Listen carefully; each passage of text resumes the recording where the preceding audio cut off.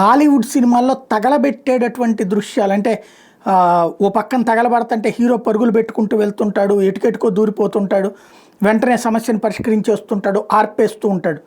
కానీ దరిద్రం ఏంటంటే నిర్మాతలు, దర్శకులు వీళ్ళందరూ అగ్నిని సృష్టించి ఆర్పుతారు, కానీ నిజమైనటువంటి అగ్ని వస్తే దాన్ని కంట్రోల్ చేయలేరనడానికి సజీవమైనటువంటి సాక్ష్యం ప్రస్తుతం తగలబడుతున్నటువంటి అగ్నిని ఆపడం ఎవరి వల్ల కావట్లేదు. పెరిగిపోతున్నటువంటి ఈ అగ్ని అనేటటువంటిది ఎక్కడ దాకా వెళ్తోంది అంటే ఎవరి కంట్రోల్లో లేదన్నటువంటి దశ దాకా వెళ్తోంది.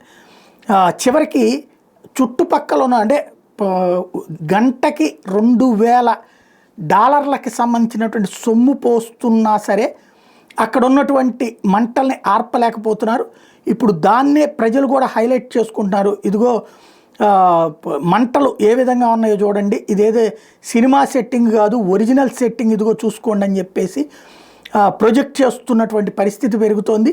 మంటలు ఆర్పేటటువంటి ప్రయత్నాలన్నీ విఫలమవుతూ ఉండటం అన్నటువంటిది ఆందోళన కలిగించేటటువంటి పరిణామం. దాన్ని ఏ ఒక్కళ్ళు కూడా సెటరైట్ చేయలేకపోతున్నారు.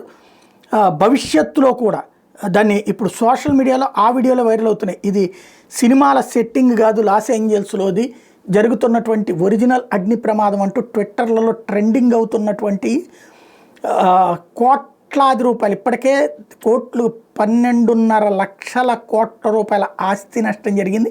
ఇంకా జరుగుతూనే ఉంది. ఇప్పుడు మనం చూస్తున్నదంతా సినిమాలో సెట్టింగ్ కాదు, ఇది ఒరిజినల్ అనమాట.